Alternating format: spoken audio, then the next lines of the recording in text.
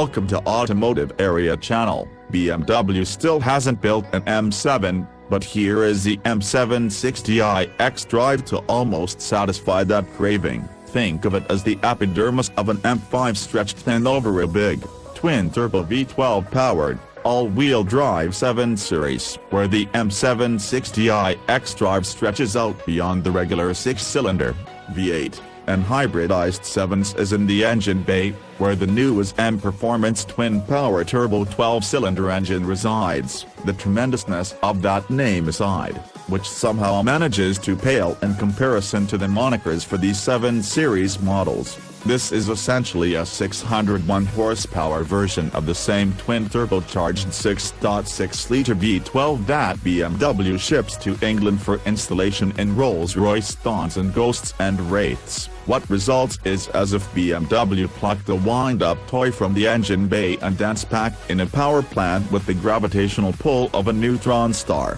That in mind, the M760i is a relative bargain. At a starting price of $156,495, it undercuts the S65 AMG sedan by $73,030. As strange as it seems to report, that makes the M760i the cheapest V12-powered new car available in America.